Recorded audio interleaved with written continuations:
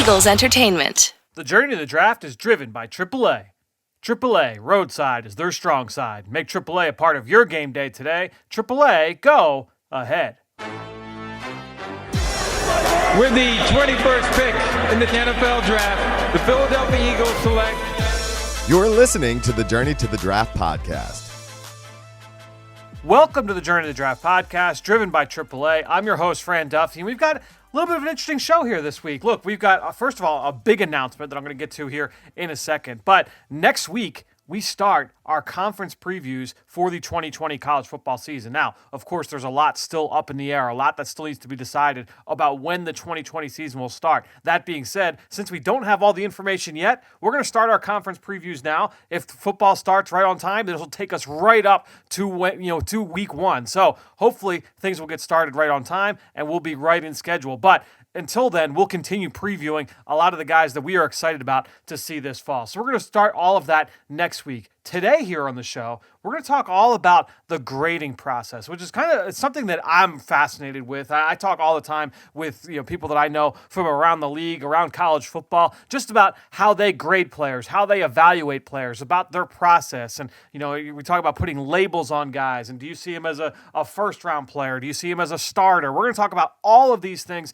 this week with Ben Fennell. Kind of an interesting conversation before we get into next week and these conference previews. Now, the best way to support this show as we kind of gear up for what we hope is the start of the 2020 college football season. Again, the best way to support this show, go on to Apple Podcasts, go on to Stitcher, leave us a comment, leave us a rating. It helps boost us up the rankings.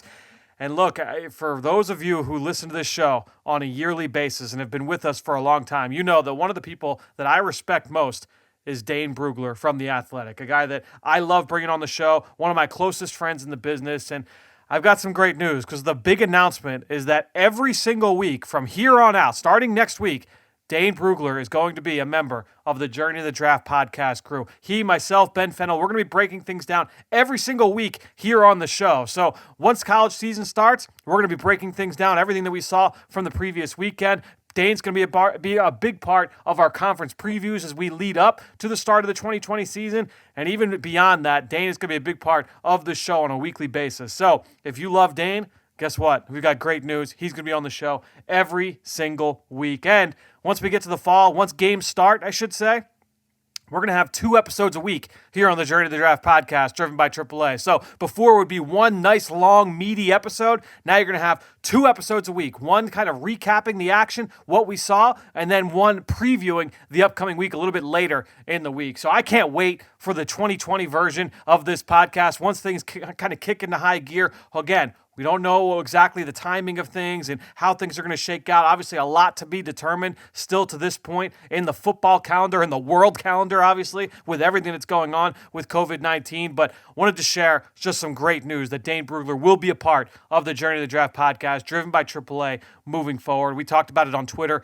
last week. Hope you guys were able to check us out again at Eagles Exos on Twitter, DP Brugler on Twitter, at Ben Fennell NFL on Twitter. All 3 of us were talking about it last week. Now we're going to make it official here on the podcast. So that being said, now that that's all out the door, hope you guys are as excited about it as I am. Now let's get into this week's episode. Now it's time for Mr. Relevant. It's time for Mr. Relevant.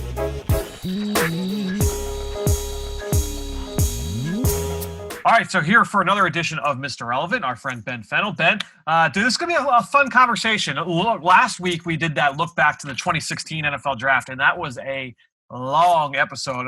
For anybody that stuck through that and listened to that, a lot of really interesting insights that we were able to kind of get out of that and lessons learned and things like that. And this one I feel like is kind of a big picture conversation. I talked about it a little bit earlier in the show about the grading scale and the grading system and how teams evaluate players, college players coming out of the NFL. And so really, I guess, just kind of tee this conversation off, one of the things that I would just want to really quickly do is really there's 2 basic grade scales that teams use, right? There's 2 different ones that, and there's some variety. Obviously, every team kind of tweaks it a little bit here and there, but really there's 2 different buckets. Really, there's the round grade system where, you could say, all right, this guy's a first round grade, a late second round grade, a 4th round grade, so on and so forth. And then there's like the player grade system, which is you give the guys, there's all these labels, there's all these buckets, there's good starter, NFL backup, back end roster, make it type of player, right? So there's those two basic systems. That second one, that player grade system, that comes from, or at least as the story goes, that comes from Ozzie Newsome and Bill Belichick when they were together in Cleveland. And it kind of has branched off from there. And a lot of teams around the NFL use that system, and there are still plenty of teams that work in the language of, hey, he's a first round grade, second round grade type of system. Mm-hmm. So really just wanted to kind of tee off the conversation with that, and we can talk, I guess, Ben, about the pros and cons of each of those. But I guess really quickly, is there one, Ben, that you prefer over the other in terms of how you kind of think about players? Well, the fun thing about this conversation is it's so philosophical, and there's so many different ways to do it. There's different scales, different visions, different projections. And that's what makes this such a deep and interesting conversation, because they're all evaluating players, but there's so many different ways to stack your thoughts and stack your opinions of these players. And I think just absorbing the mix of all the different styles and philosophies in the industry is really what makes the young scout productive, and learning from the past, taking a little bit of each style and trying to come up with a system that works for you and what projects based on your notes and your thoughts about these players. And the fun, just raw part of it is we're all just looking at potential football players, but how do we gather our thoughts? And I think having a numerical scale, which in combination comes with a projection and a description, and then can go into a round projection, because at the end of the day, these all get put into the pecking order of the NFL draft. So knowing where they fall in that draft order is important. So you have to kind of grab each aspect of that formula into coming up with a ranking in a system, not only to evaluate players at the same position, but across multiple positions, which makes it so unique and so challenging. Because I got news for you, the number one quarterback and the number one fullback are much different scales of projection and ability. So even though they're both number one at their position, just being facetious with a very polar example. Sure. Yeah. But you deal with that in a nuanced way with every position. I think we go through these conversations probably on a weekly basis. Sometimes they're random thoughts. Sometimes they're big kumbayas about how we stack our boards and how we view it. And it's a fluid, constant process. And it's probably something that's never set in stone, whether it's small time, one-man scouting departments like myself and you and Dane, or whether it's professional organizations. And I think the best teams are constantly learning and evolving their process.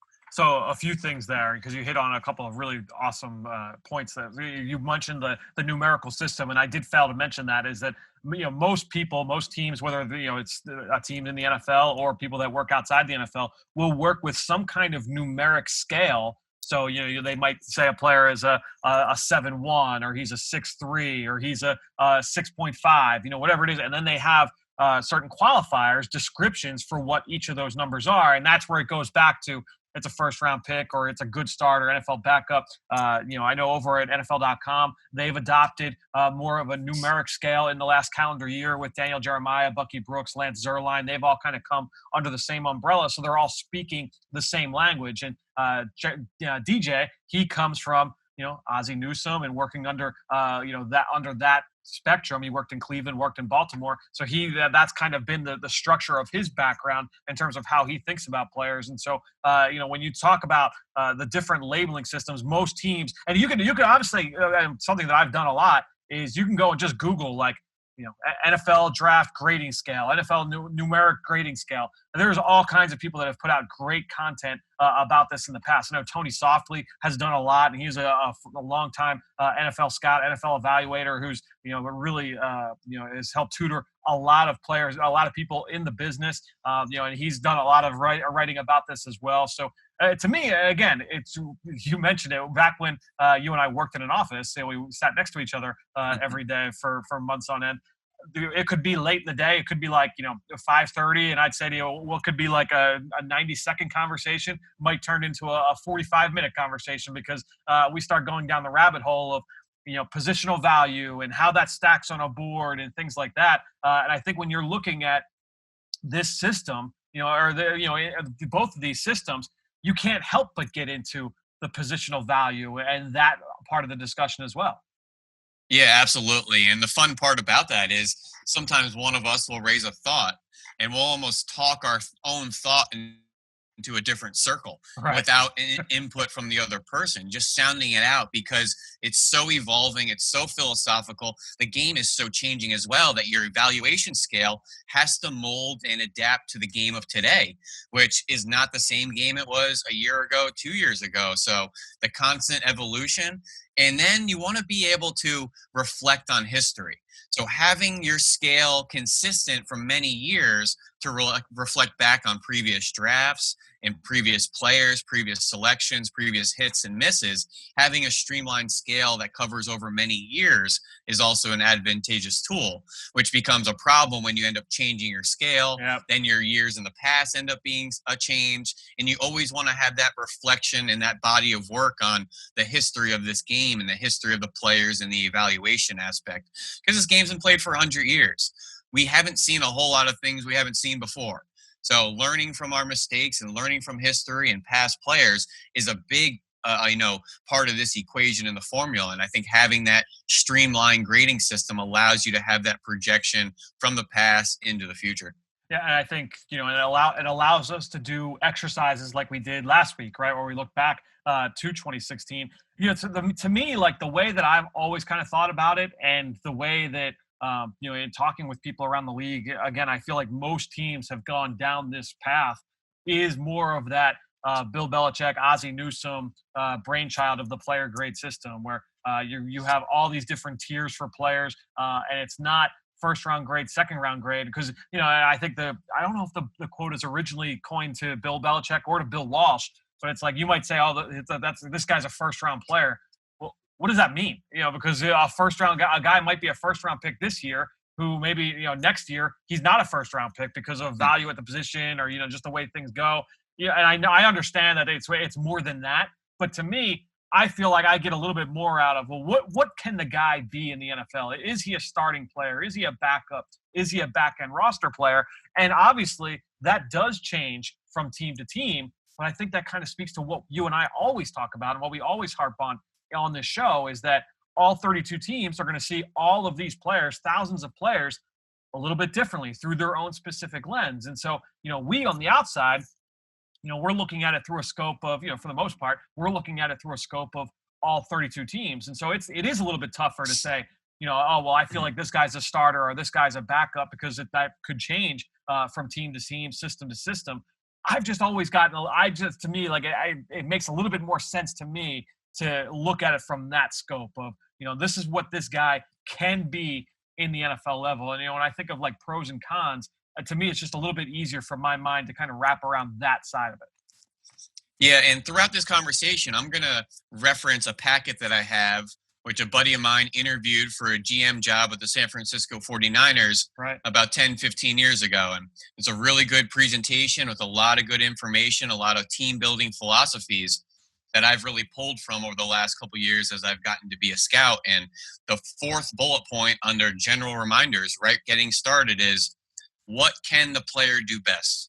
Do not talk about all he cannot do. Talk about what he can do. Don't predict the round he will get picked. Predict the role for our team. And I've always loved that moniker there, and it's always stuck in my head because you hear so many projections with the draft and it's round-based. But what does that mean? And you hear so much negatives about can't do this, can't do that, can't do this. When you get in front of your GM, they don't want to hear the can't. They want to hear the can. What can he do? What positives and what can he provide to our team?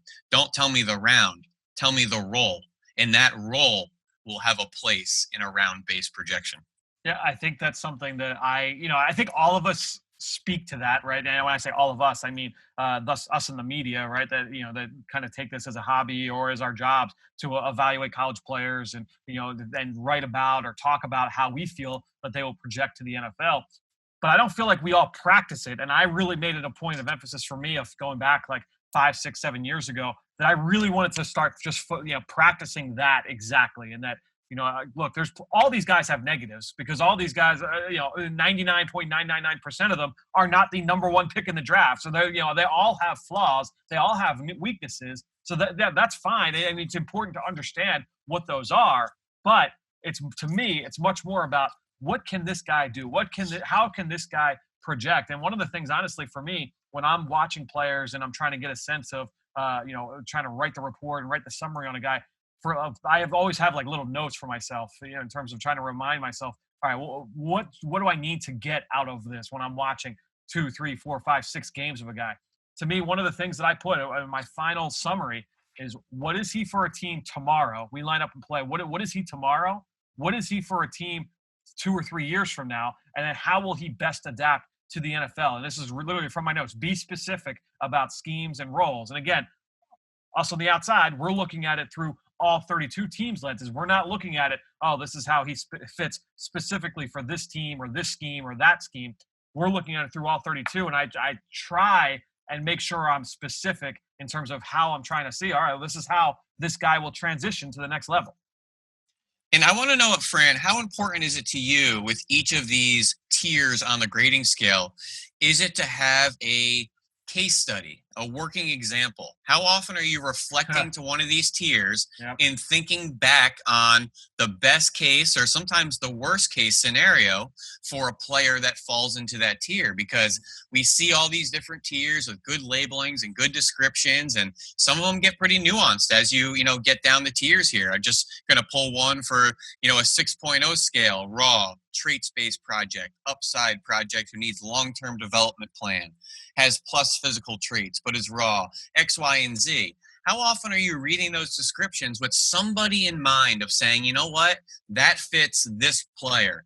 That's the kind of mold of the projection, the development, the ability, and what I think he can be based on a previous case study example. Dude, it's so funny that you say that, because honestly, for me, like one of the little side projects that I've been working on this off season, with some downtime, like at night and stuff and on weekends, is just kind of looking at, my grade scale and how I kind of tier guys, and then saying, okay, well, who are the players in the NFL that fit into these buckets? Because honestly, the way I would do it in years past is I'd always have like kind of a tab on the spreadsheet that would say, okay, well, here are a handful of guys at each position that fit into this bucket. But at the end of the day, there's obviously more than 3 or 4 guys that fit into this bucket.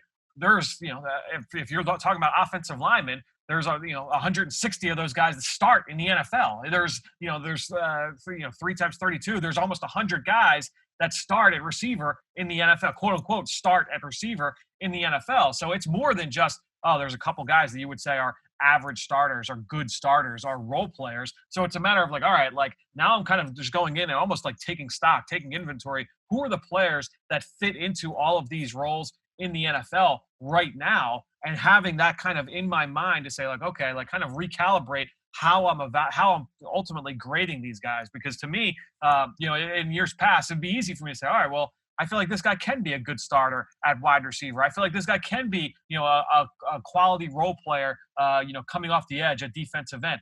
Who are those guys? Who are those guys that I would say fit that role right now in the NFL? And to me, that helps kind of paint that picture. And it is a little bit difficult because when you're talking about, pro comparisons, and that's why honestly, often when you look at NFL scouting departments, when they talk about their system for grading players, your NFL draft, your college scale is a little bit different from your pro scale. Okay, because in the NFL, you're talking about known quantities. You're talking about guys that have done it. There's not as much developmental projection when you're talking about guys that are raw and you don't know how they're going to stick in the NFL. When you're talking about pro grading scale, guys that are going to be free agents or guys that are trade targets for other teams, they've done it. They've made it in the NFL. So you're talking about this is what this guy is. This is how he's going to be in our scheme. There's a little bit less projection. So it is a little bit hairy when you talk about trying to fit these pro players into these college buckets. But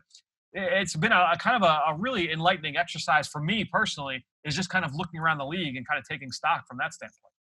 Yeah, I think that's really fair, and something that I've been struggling with over the last couple of years, just to kind of have a free thinking thought here, is the projection aspect. And when we're talking about ceilings and floors, and I can look at one of these grading scales and see quality starter, good starter. And they sound like the same thing. Right, yes. And I would blow fans' mind knowing there's a couple tiers between those.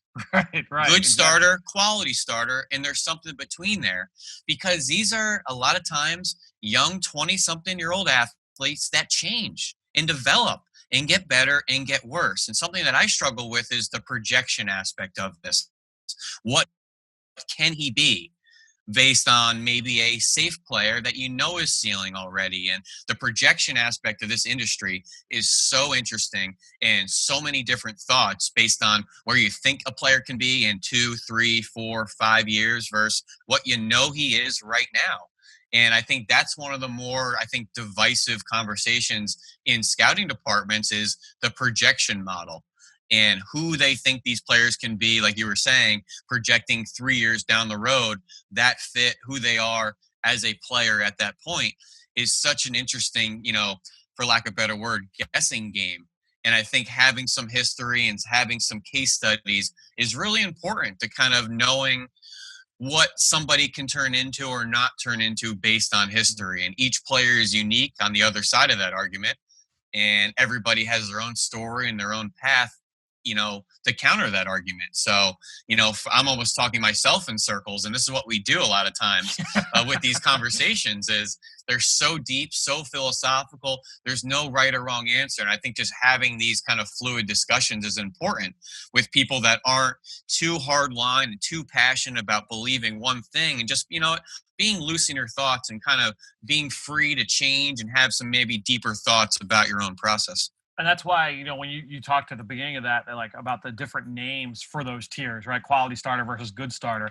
To me, in my mind, I've always tried to not take those names like as literal as you would think, because to me, like that's why NFL teams will just rely on that numeric scale that you talked about. Instead of saying quality starter versus good starter, that's a 7.0 versus 6.0. You know what I mean? Like, and then you're not worried about like, oh, well, what exactly does that mean, quality starter versus good starter? And you start just kind of, again, focusing on the buckets and how to tier guys.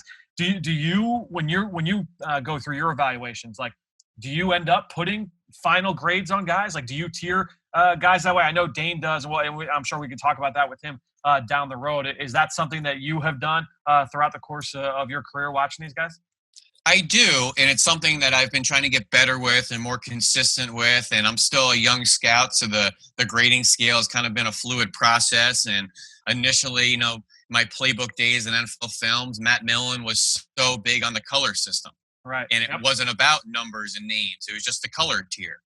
And that was kind of my basis of thinking. And now it's I need grade base. If I have number based things, then I can, compare them from year to year. And then you have to figure out what number scale you want. And sometimes I could watch an entire season of a player and then not even really know what I want to call him or what I want to project to him. I know everything about his on-field ability, but it's all about what do you think he's going to be in the NFL sense. And I'm not picking players. I'm a one-man scouting department in the media.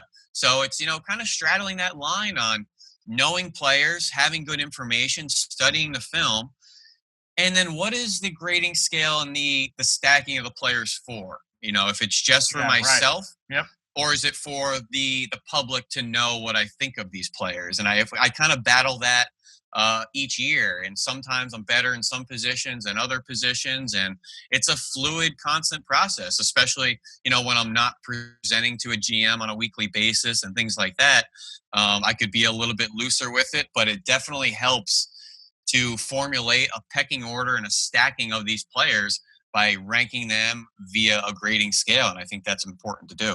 Yeah, I feel like before we started this podcast, and especially like making a year-round podcast, I could watch a guy in August or September or October, and I would talk about him, obviously through the college football season, through the NFL draft cycle. I might not watch that guy again until March or early April. So there might be 6 or 7 months before I talk about this guy again. That's why I really started beefing up the way I would take notes about players, the way that I would kind of think about guys. And one of the hardest things to do, and it's something that I'm constantly striving to improve on, is figuring out ways to articulate my thoughts. And that's one of the things like I feel Greg Cosell does as well as anybody is all right, hey, I've watched 8 games of this quarterback. Here's my elevator speech on how I feel he transitions to the NFL. And that's ultimate to me, honestly. Like, and when I talk with people all around the NFL, when you talk with scouts, when you talk with higher ranking guys in personnel departments, they don't care about the long, voluminous notes that you take about this player or that player. Yeah, that stuff's important. They want to hear, what's the elevator speech? How do you ultimately feel that this guy transitions to the NFL, and what can he be for your future team? And to me, once I kind of came to that realization a couple of years ago, it became more about, what's that final summary? What's that final transition? How is this guy going to make it? And don't ride the fence. don't like this. Don't play. Don't, you got to make sure that you've got some assertion behind that. But to me, like, that's been an area of focus for me over the last couple of years, and that's why I've really had to kind of beef things up from just how I take the notes on these guys, because again, it might be 6.5 months between watching a guy and really saying, like, all right, yep, I'm done. I can put this guy to bed. So I really feel like, if in order for me to really feel good about what I'm saying about a player to all, everybody that listens to this podcast in January or February, if I haven't watched him since August, I better be, damn certain that I feel good about what I'm saying, so I can be fair to everybody out there as well. Yeah, and I think being certain about what you're saying is a really important aspect, because my process, I want to, be like a scout, like in a professional organization, but I'm obviously not. I'm more of a one-man scouting department. But having those thoughts and that formality is important. And GMs are paying you for your definitive opinion. They aren't paying you to waffle. And I think I struggle sometimes, and I notice some other media scouts struggle with these, what I call catch-all spots. And we have this problem a lot when we're tiering these players. We take a step back and we say, wait a minute. We have too many players in this one spot. And I think we need to be a little bit more definitive sometimes with our views and projections on players.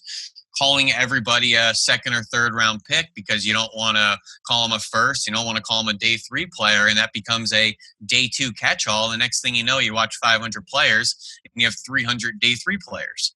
And sometimes we go through that with stacking our current NFL player board with the good, quality, average, X, Y, and Z. And we'll take a step back and say, why do we have so many in this tier?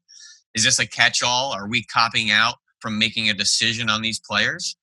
And there are so many GMs, and we've had some personal experience talking to some, where they're paying you to not waffle on a player and split the fence. Tell us definitively what you think, where is he going to be, and have some pride in your knowledge and what you've watched. And playing the fence on players really doesn't help your organization or your scouting department. I think I take that thought very much to heart. And sometimes I put a player on the fence because I'm not sure. And it's like, you know what? Sometimes you have to ride or die with an opinion. That's what you're doing in this business. If I'm just going to waffle and not make a decision, then why am I watching these guys, kind of thing? And I think that's a conversation we have pretty often. And honestly, I think it was last spring, so like spring of 2019. It might have been even the year before. I was talking with a scout that works for a team that uses the round grade scale, right? So first round, second round, third round.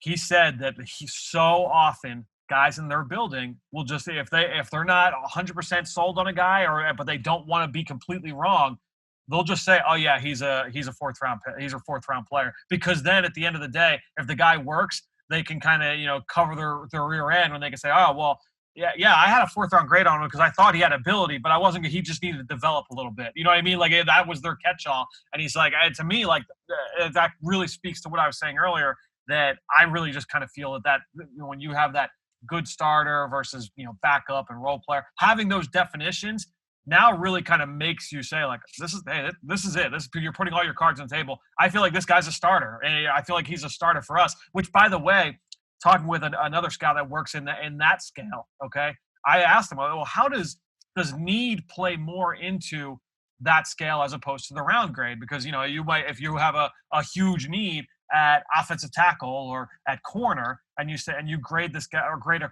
college corner, or grade a college tackle, are you more likely to give this guy a starting grade because you know that he's better than what you already have in your building? And he said, no, the way that those guys are coached up from a very early age when they first get into the building is, you don't grade for our team now as it currently sits. You are grading for our team, in the entire scope of the NFL. So if we are a good team, is this guy a starter?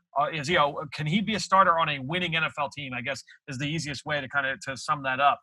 So I guess two kind of ways to look at both sides of those scales.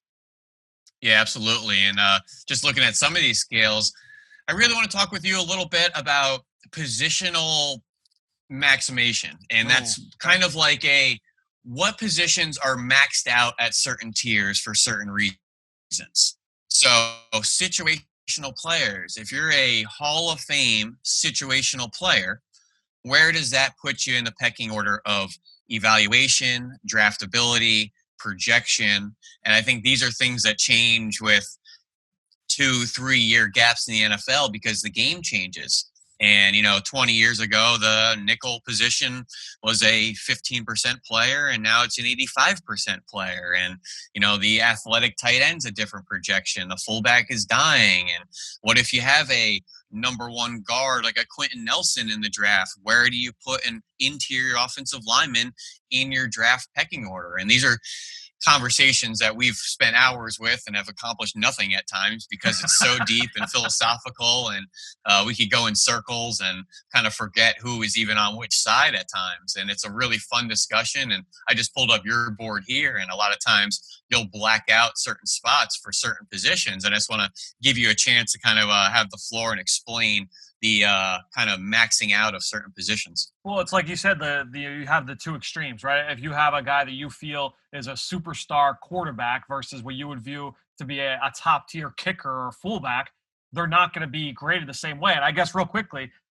when you talk about boards, all right, there's two different kinds of boards. There's the vertical board, right, which is like your classic, like it's Daniel Jeremiah's top 50, Mel Kiper's top 25, the big boards, right? That's your vertical board. 1 through whatever you want to stack it up and down. Yep. You're stacking up and down. Then you've got your horizontal board, which I feel like is starting to get a little bit more love when you talk about in terms of how people display their content. But that's how a lot of teams will work, because you've got, and this is college and NFL, is you're going to have a horizontal board with your top row going from left to right. All your different positions, quarterback, running back, all your different receivers are broken up. Your different tight end positions might be broken up. Your different offensive line positions, all the way across the board. And then you have all your different tiers vertically working from top to bottom. And so now you're just placing guys into those buckets. And to me, when you do that, now it's easy for you to kind of sit back, look at the whole board and say, all right, well, where's the strength of this, whether it's a recruiting class or a draft class, in terms of where we sit right now. But obviously, look, to me, as you mentioned, it's a passing league, right? It's heavy defensive backs. There's all kinds of throwing the ball. It's all about the passing game. And so when you're talking about what positions are most valuable, obviously you're talking quarterback, you're talking pass rusher, corner. I would even throw. I may have changed this answer from what I would have said, 5, 6, 7 years ago. But when you're talking about the top echelon defensive linemen, the Aaron Donalds, the Fletcher Coxes, the Chris Joneses, those kind of impact players in the interior, I would say you got to put right up there. You talk about the wide receiver position. I think there's a lot of, you can have pretty good arguments with people of whether or not does wide receiver belong there or not. And there's all kinds of ways that you can make this argument for or against some of these positions, right? Because you could say, oh, well, how many of the top receivers in the NFL, if you were to say here are the top 10 receivers, how many of those teams have won a Super Bowl in the last decade or last 15 years? You could go across the line in all these positions and ask those kinds of questions. You could also say how much money do all of these positions get on the free agent market. That's a great way to look at it as well. What's the draft capital being spent on all the best players at all of these positions? A great kind of research side project that I wish I had another more hours in the day in the week to be able to put some time into. I was talking with somebody the other day, and we were talking about this exact thing, right? We're talking about, it's exactly what I said about the defensive tackles and how I view, if you have an Aaron Donald, if you have a Fletcher Cox, that's an elite player, a blue chip player that you would say, yeah, this is a superstar, top of the level, regardless of position, you want this guy on your team. They're going to have plenty of value. If that's the case, then wouldn't you then say, yeah, Quentin Nelson, Brandon Brooks, Zach Martin, you want those guys to be able to protect yourself against those guys. And that, it's like, yeah, that's a really good argument. To me, it's a very, very much, very fluid, very much a living part of my document and the way I shouldn't even say just my philosophy in terms of kind of how I view the game and from college to the NFL for sure. Yeah, and I think it's really important. Something I've harped on the past couple of years. I heard a GM speak at the Combine, I think 5 years about this, is they bring all their scouts in every summer, whatever it is that time, around the draft, and they kind of realign their organizational philosophies. And this GM just spoke about knowing what you find importance in stacking your organizational philosophies before you see the player pool.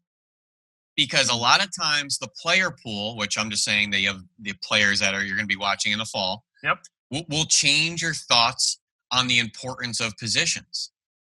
And you need to know what positions you value before you start any of the process.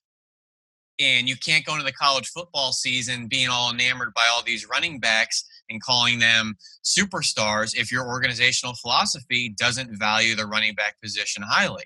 So I think knowing where the organizations value players, and it's really turned into a quarterback, tackle, edge rusher, corner type of industry on, which positions you value more than others. But I think focusing on what you value positionally first, then looking at the players, because if you do it opposite, then you get skewed. Then you get excited about the players that may not be as important to your organization and your needs based on those positional fits and the positional values. And I just think that's always an interesting discussion, and making sure you're focused on what's important first rather than going the other way and being excited about the top players in that draft that may not be for your team at the top of the draft. And every team, every organization is going to go about that a little bit differently. And that's absolutely one of the things that happens after the draft. We'll say from the months of May up until late July.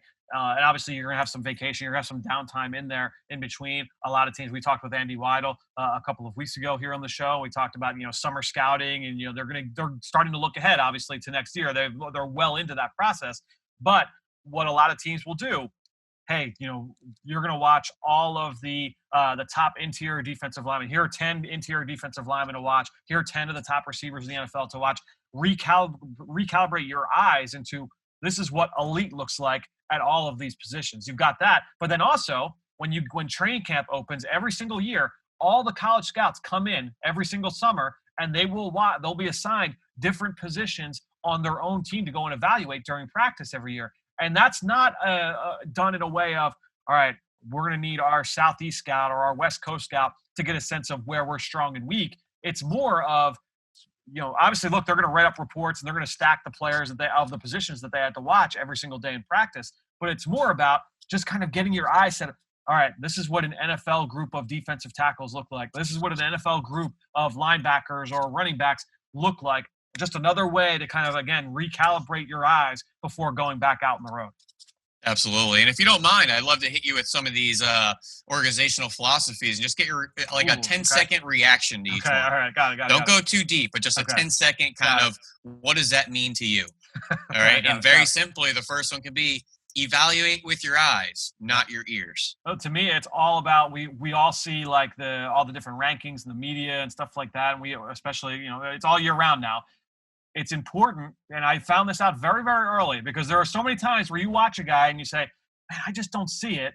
And then he goes in the fourth round and everybody else had him in the first or second round. And you're like, man, like, why didn't I wish I was stronger on my feelings beforehand. Follow your eyes, not your ear. That's something that I have really, really tried to hone in on over the last 5, 6, 7 years for sure. Past performance predicts future achievement. So we talk about this a lot here on this podcast. We talk about it in the Eagle Eye in the Sky podcast too. But it's not necessarily what a guy did in college. It's what a guy did in college that projects to the NFL and projects to your scheme and your system and your team in the NFL. There are plenty of guys every single year that have all kinds of accolades, that put up all kinds of production at the college level, that are 7th round picks or went undrafted. They weren't invited to the combine, or they didn't go to the Senior Bowl, this or that. The reason for that is that it's not just about what you did in college. It's about what you did in college that translates to the future. This one I've gotten some pushback on, but I'd love to know your reaction. Okay. If you think a player is a developmental player, he will be a starter. We do not develop Oh, backups. Time is money. Dude, we've had this. You and I have had this conversation so many times. You know, I would say that yes, I think that is true. You don't want to develop guys. You don't want to put a lot of time and resources into developing guys that are going to be backups. That being said, I think it's important to understand what is the definition of backup. If you could tell me that, hey, there's this offensive tackle that is, he's raw. We feel like he can at least be a swing tackle for us. Yeah, he's worth developing because we know, we're working for the Eagles. We know what the value is of a really good swing tackle, right? Or of a guy that can step in. And so I think it's important to have a good understanding of what's that line of delineation between starter and backup. But yes, I do agree. If we're talking like, look, this guy at his ceiling is our, fourth or fifth corner, then you're not going to put as much time and resources into developing him as you would a number 2 quarterback. Yeah, that's fair. I just have 1 or 2 more here. How about this? Yeah, I like it. These are all general, too. There's positional ones, but these are all just general. Define the player's role on first, second, and third down. Part-time players are hard to draft early. I love that. So, and this goes to, I actually might put that along with what I was talking about earlier with like my final summary is just talking about specific roles and schemes. Having an idea of this is what the guy can be on rundowns, on pass downs, on special teams, having an understanding of everything that this guy can do for your team. Because at the end of the day, that's what they're going to be asked to do, right? If this guy's a pass down only player, well, then he's not a 3-down player. If he's a run down only player, we know he's not an every down player. So I think it's important to make sure that you've got that all down and have that in mind. You can watch as much film as you want. If you aren't able to articulate all of that information and again, kind of summarize it into a short little elevator speech, then it doesn't do you any good. And this one's a little more situational. This is more for running backs and receivers, but this specialized position that, is kind of turning into the NFL with a lot of these gadget players and positionless players. I've always thought a lot about this one, and there's a lot of past players to think about and some future projections, but we must have players that fit into the system. We need to have players that we don't have to run plays for. It's hard to get the ball to players that we have to run these plays for. It works in September and dies in November. And I think this is really important in today's game with a lot of these kind of nuanced, situational, positionless players around that maybe don't fit into your scheme, but they have a lot of ability. They're exciting. Are you changing who you are to fit them into your team, organization, and game planning on a week-to-week basis? And I think that's a really interesting kind of philosophy there to think about. I think to me, for us in the outside, in the media, that is a tough one to really have a really strong stance on because every team, I think that's different for every team and every coaching staff. You might look at, let's say a running back wide receiver hybrid that, we can, let's just get this guy in space and find ways to get him the ball. Let's say a Curtis Samuel, right? What does Curtis Samuel look? We know what Curtis Samuel has looked like in Carolina over the course of his career, which is like, very talented player, probably could be more productive than he was, but, in terms of his usage and things like that, and obviously the quarterback situation, with Cam Newton's injury and things like that, the production wasn't always there. What does Curtis Samuel look like if he's in Kansas City, right? What does Curtis Samuel look like if he's in Philadelphia or if he's in New Orleans with Sean Payton? Might be a little bit different, right? And so to me, like, I feel like when you have those kind of hybrid players, Taysom Hill, he's in Green Bay, and he's nobody. He's nobody. And then he gets cut and he ends up in New Orleans and now he's Taysom Hill, right? There's all those guys. To me, like when you talk about those specialized players, it's such a nuanced discussion because it's going to be different with all 32 teams. All right. Last one here. All right. Last one. In many cases, effort and attitude can overcome physicality. Say that one more time for me. In many cases, effort and attitude can overcome physicality. And I think this is just kind of on the moniker that so many plays are made with effort and intensity rather than necessarily true speed and skill. And there's obviously a combination of the two. And this is a really deep discussion because we love players that play with great intensity. The guys like the Brandon Grahams of the world that maybe are a little undersized and maybe, don't fit the mold of the position, but they make a lot of plays with their intensity, their attitude, their effort. And then on the other side of that is, how much can your effort and attitude be changed from college? And I think we see a lot of players that maybe play too much for their teams in college, maybe are worn down playing 90%, and then come to the NFL and can play 40%, 50%, and are a much better player. You think right away to the Kwan Shorts of the world and Yep. guys like that. And it's a very short line on the packet here, but I think it could be really deep if you allow yourself to kind of open up to it. It's a very succinct line. A lot of the other lines here are pretty deep. That one's very, very succinct. I think it goes to that Bill Belichick quote that we've cited on this podcast a number of times, and that's the talent sets the floor and the character sets the ceiling. The way that's beautiful. In terms of a guy. Say that one more time. The talent sets the floor and the character sets the ceiling. You know what's funny too? I've heard people say it the other way, that character sets the floor and talent sets the ceiling. And I guess it's ultimately, depending on ultimately how you describe it, but you get the sense of what we're saying in terms of, you've got the physical tools that can only get you so far. And that might be that can get you in the door. But if you're going to reach your ceiling, you've got to have those intangible qualities. And when you talk about who are the guys in the NFL that are the elites of the elite, and you think, I remember when the light went off in my head for this, at the time it was, J.J. Watt had first come into the league and was tearing it on fire. You had Darrelle Revis and Richard Sherman, and obviously at quarterback, who are those guys that that were at the head of the pack? All those across the board. Who are the guys at each of those positions? All of those guys had those intangible qualities. And you know what it is? I also go back to this quote. This is from Vic Fangio, like last summer. And I saw this quote and I loved it. Just because you have tools, it doesn't mean you're a carpenter. Like you can have all those physical, you might have all the natural power in your lower half. You might have 4.3 speed. You might have a rocket for an arm, all that stuff. But you still have to understand how to use it. So that goes back to the work ethic and being able to understand how. Yeah, that Fangio line, the Belichick line are really a combination of this succinct line of just saying there's other forces besides the physical. Yep. That will come into play. You can't just have the physical and the tool to be a carpenter. You got to have the knowledge, the nuance, the effort, the want, all those other factors to use the physical. Yep. I just think that's such a cool, succinct line that could be taken so much deeper. I actually really like that Fangio line better. Yeah, I like that one a lot. The Belichick one, that one sticks with me. Yeah, and there's lines like that for every position here. Every now and then I'll kind of pick this up each spring and just kind of remind myself of certain things. And some I have highlighted here, like quarterbacks. We want quick-minded. That doesn't mean book smart. We want quick-minded quarterbacks. Sometimes they mean things, sometimes they don't mean things. And it's just reminders of philosophies on positions and not being stuck with your own thoughts all the time. And whether you're watching film or studying players, you can't just sit here by yourself for hours, days, weeks, years, months, decades, whatever, and say, I've done it for a long time, I'm an expert. That's not how this craft works. And you don't know what you don't know. And each position can be so deep and detailed. This game can be deep and detailed.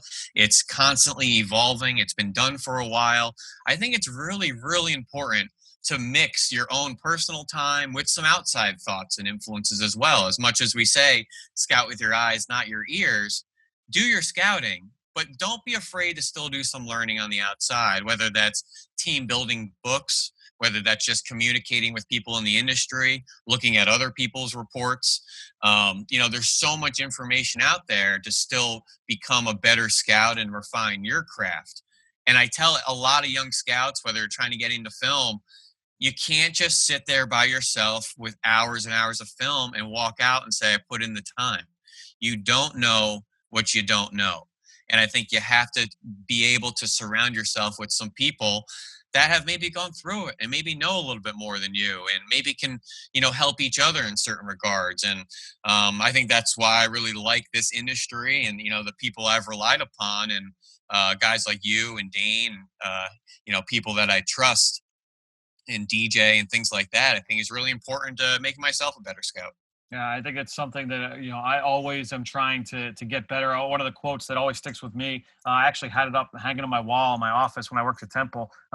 Coach Golden used to always say, when you are through learning, you're through. And that's something that has always kind of stuck with me. Dude, this was a lot of fun, and I'm glad you threw some of those questions at me at the end too. Like we went into this like knowing like, all right, kind of a loose outline of how this conversation would go. I thought we covered a lot. When we start getting into the season, I mentioned earlier when I talked about Dane joining us, if we, depending on the start of college football season, I think we're going to try and do some position-specific scouting, kind of like what we look at each position. We'll do that throughout the course of the fall, and what that looks like will depend on the college football schedule. But big plans. Really, really excited. Like I said at the top of the show, for Dane Brugler to start joining us here on the Journey to the Draft podcast on a weekly basis. That will start next week, because next week our previews for the 2020 college football season begin. Can't wait to get things started here on the Journey to the Draft podcast, driven by AAA. For Ben Fennell, I'm Fran. We will talk to you next week here on the Journey to the Draft podcast, driven by AAA.